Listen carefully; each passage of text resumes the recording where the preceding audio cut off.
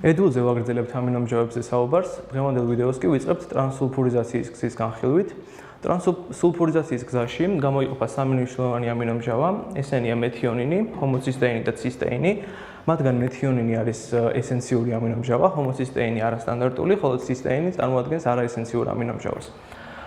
თავდაპირველად რეაქციის პირველ საფეხურზე მეთიონინიდან ATF-ის საშუალებით წარმოიქმნება ეს ადენოზინ მეთიონინი, ანუ სემი, რომელიც არა მარტო ტრანსსულფურიზაციის გზაში, არამედ სხვა მრავალ მეტაბოლურ რეაქციაში წარმოადგენს მეთილის ჯგუფების დონორს. ამის შემდეგ სემის დემეთილირებით და მისგან ადენოზინის ჩამოშორებით წარმოიქმნება ჰომოცისტეინი.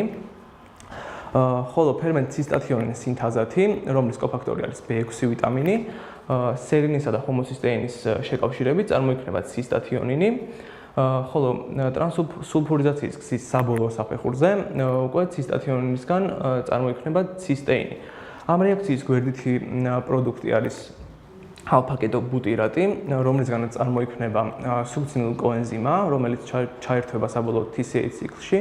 და მისგან მიიღება გლუკოზა. შესაბამისად, ჰომოცისტეინი და მეთიონინი წარმოადგენენ გლუკოგენურ ამინომჟავებს. გარდა ტრანსსულფურიზაციის გზისა, ჰომოცისტეინს აქვს ალტერნატიული მეტაბოლური გზა, რაც მოიცავს რემეთილირების გზას და აქ ჩართულია B9 და B12 ვიტამინი, როგორც კოფაქტორები. მეთიონინის სინთეზათი ხდება ჰომოცისტეინის რემეთილირება, ანუ მას უკავშირდება მეთილის ჯგუფი და მიიღება ისევ მეთიონინი. ამ რეაქციას, როგორც აღნიშნეთ, ჭირდება B9 და B12 ვიტამინების მონაწილეობა. თავდაპირველად ფოლატი გარდაიქმნება N5 მეთილტეტრაჰიდროფოლატად, რომელსაც იყენებს მეთიონინის სინთეზა მეთიონინისა და ტეტრაჰიდროფოლატის წარმოსაქმნელად. ჰომოცისტეინის მეტაბოლიზმის მნიშვნელოვანი დარღვევა ჰომოცისტინურია. მისი კლასიკური ჰომოცისტინურის გამომწვევია ფერმენტ ცისტათიონინ ბეტა სინთეზას დეფიციტი ან დეფექტი, რომელიც მონაწილეობს ჰომოცისტეინიდან ცისტათიონინის წარმოქმნაში. გარდა ამისა, არსებობს ალტერნატიული იშვიათი მიზეზები ჰომოცისტინურისა. ესენია B6, B9 და B12 ჰიპოვიტამინოზები, ასევე ფერმენტ მეთიონინის სინთეზას დეფიციტი და მეთილენ ტეტრაჰიდროფოლატ რედუქტაზას გენის დეფექტები. როგორც აღნიშნეთ, რემეთილირების გზაში ფერმენტ მეთიონინის სინთეზათი, რომლის კოფაქტორებია B9 და B12 ვიტამინები, წარმოიქმნება მეთიონინი და ტეტრაჰიდროფოლატი. შესაბამისად, ამ რემეთილირების გზის კომპონენტების დარღვევა გამოიწვევს ამ გზის დარღვევას და ჰომოცისტეინის დონის გაზრდას ჯერ პლაზმაში, ხოლო შემდეგ შარდში.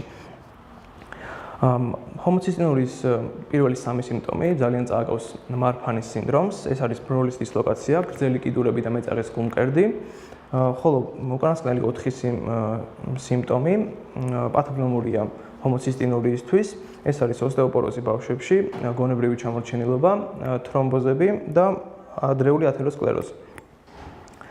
ჰომოცისტინურის კურნალობა მოიცავს მეთიონინისგან თავის არიდებას, ასევე B6 ვიტამინის დანამატებს და ცისტეინის დონის გაზრდას, რომელიც უკვე ხდება ესენციური ამინომჟავა. ცისტინი წარმოადგენს დისულფიდურით დაკავშირებულ ორ ცისტეინის მოლეკულას.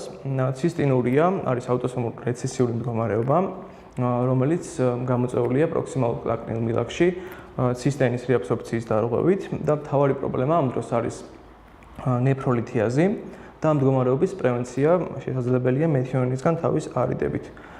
რა დროსაც მეთიონინისგან ვეღარ წარმოიქმნება ცისტეინი და ცისტეინისგან შესაბამისად ცისტინი. შემდეგი ამინომჟავა, რომელზეც დღევანდელ ვიდეოში ვისაუბრებთ, არის არგინინი. არგინინი მონაწილეობს კრეატინის სინთეზში, კუნთში და ასევე შარდოვანას ციკლში, რომლისგანაც საბოლოოდ წარმოიქმნება შარდოვანა. გარდა ამისა, არგინინი მონაწილეობას იღებს ენოსინთეზათი კატალიზებულ რეაქციაში, სადაც არგინინისგან წარმოიქმნება ციტრულინი და ენო, რომელიც არის მნიშვნელოვანი ვაზოდილატატორი. ამ რეაქციის მნიშვნელოვანი კოფაქტორია ნატპH-ი. შემდეგი ამინომჟავა არის გლუტამატი, რომელიც წარმოადგენს მთავარ ახსნებ ნეიროტრანსმიტერს ცენტრალურ ნერვულ სისტემაში. ფერმენტ გლუტამატ დეკარბოქსილაზათი, რომლის კოფაქტორია B6 ვიტამინი, გლუტამატის დეკარბოქსილირებით წარმოიქმნება გამა-ამინო ერბომჟავა, ანუ GAM-ი, რომელიც თავის მხრივ წარმოადგენს შემაკავებელ ნეიროტრანსმიტერს. დღეისათვის ბოლო ამინომჟავა, რომელსაც განვიხილავთ, არის გლიცინი, რომელიც მონაწილეობას იღებს ჰემის სინთეზში. თავდაპირველად პირველი რეაქცია მიმდინარეობს მიტოქონდრიაში გლიცინისა და სუქცილინკოვას ზიმას დაკავშირებით.